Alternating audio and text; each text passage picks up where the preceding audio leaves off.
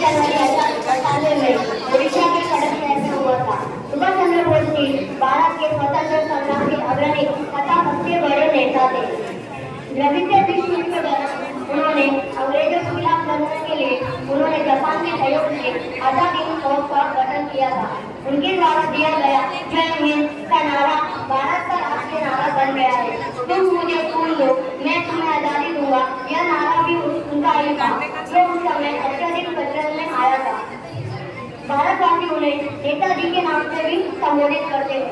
कुछ इतिहासकारों का मानना है कि जब नेताजी ने जर्मनी और जापान के सहायता लेने के प्रयास की थी तो ब्रिटिश सरकार ने अपने गुप्तचरों को उन्हें खत्म करने का आदेश दिया था। नेताजी ने 5 जुलाई 1943 को सिंगापुर के टाउन हॉल के सामने सुप्रीम कमांडर के रूप में सेना को संबोधित करते हुए दिल्ली चलो का आदेश दिया और जापानी सेना के साथ मिलकर ब्रिटिश और कॉमनवेल्थ सेना से गढ़वा सहित इंफाल और कोहिमा तक एक साथ मिलकर जमकर मोर्चा लिया। 21 अक्टूबर 1943 को बोस ने आजाद सरकार के सर्वोच्च सेनापति की हैसियत से स्वतंत्र भारत की अस्थायी सरकार बनाई, जिसे जर्मनी, जापान, फिलिपाईन्स, चीन कार्यक्रमासाठी उपस्थित असलेले सर्व मान्यवर आणि माझे प्रिय मित्रमैत्रिणींनो, सर्वांना माझा नमस्कार। नेताजी सुभाषचंद्र बोस यांच्याबद्दल मला भाषण करण्याची संधी दिल्याबद्दल मी सर्वांचे आभार मानते।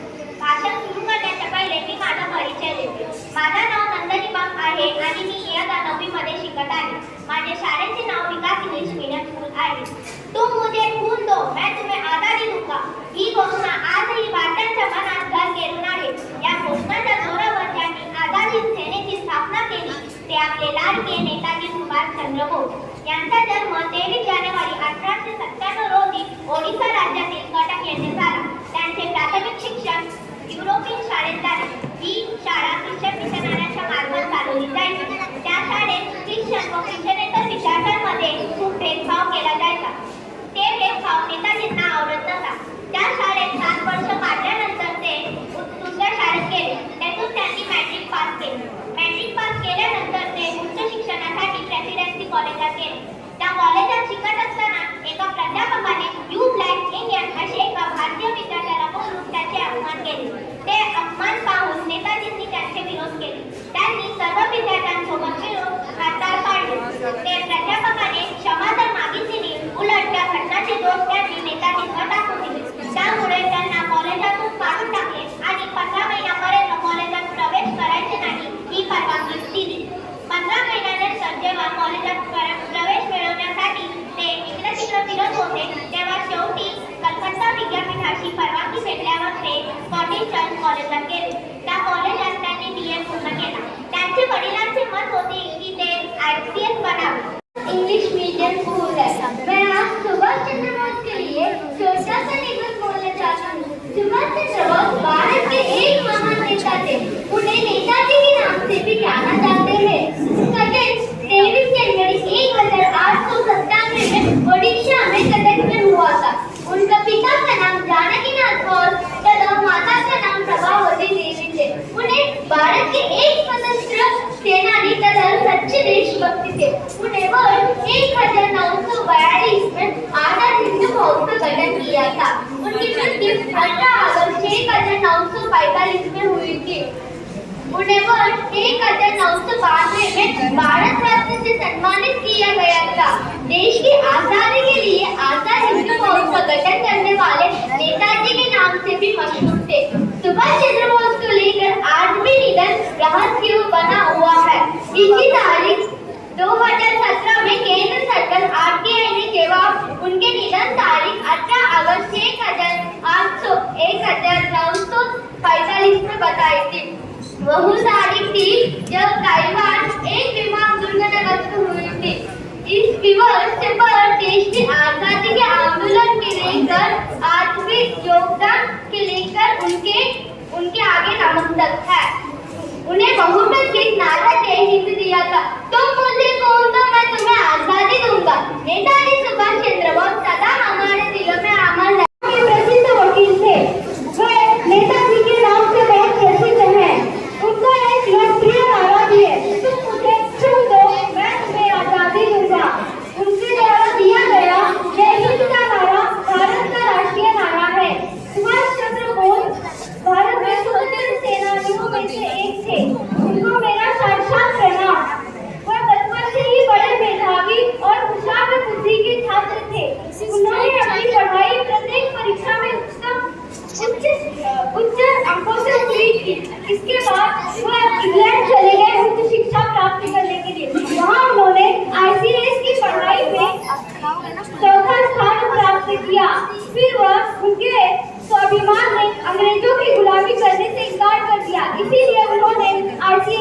इस्तीफा दे दिया और वह सन 1920 में भारत लौट आए।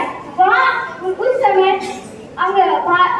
समय गांधी जी के नेतृत्व में असहयोग आंदोलन चलाया जा रहा था। देशबंधु से प्रेरित होकर नेताजी सुभाष चंद्र बोस स्वयं सेवक दल के कैप्टन बन गए और फिर जर्मनी से टोक्यो चले गए। वहाँ उन्होंने भारतीयों के नाम अपना संदेश दिया और सिंगापुर जाकर आजाद हिंद नाम का संगठन बनाया और युवाओं से जुड़ने के लिए कहा। वे देश विदेश घूम घूम कर चंदा इकट्ठा करने लगे ताकि आजाद हिंद लोगों को ट्रेनिंग दे सके। पर मुझे दुर्भाग्य से कहना पड़ रहा है, दुर्भाग्य से उनका 18 अगस्त 1945 में देहांत हो गया। जय हिंद, जय भारत। और उनके बड़े आदरणीय उनको मेरा प्रणाम और मेरा नाम मुझे आर्यन मंगलू है। मैं विकास इंग्लिश मीडियम स्कूल का एक विद्यार्थी हूँ। आज मैं सुभाष चंद्र बोस जी के बारे में कुछ शब्द कहना चाहता हूँ। सुभाष चंद्र बोस, इनका जन्म 23 जनवरी 1897 में ओडिशा के कटक शहर में हुआ था। इनके पिता जानकी नाथ बोस एक बैरिस्टर थे। उनकी माता का नाम प्रभावती देवी था। उनकी शिक्षा कटक के एक यूरोपियन स्कूल से हुई थी। फिर उन्होंने प्रेसिडेंसी कॉलेज में दाखिला लिया। उन्हें राजनीति में रुचि थी तो उन्होंने अपने पिता के कहने पर लंदन जाकर आईसीएस की पढ़ाई की और चौथे स्थान से पास हुए। आईसीएस वो पहले व्यक्ति थे जिसने आईसीएस की पढ़ाई की थी। पर वह सोचने लगे मेरे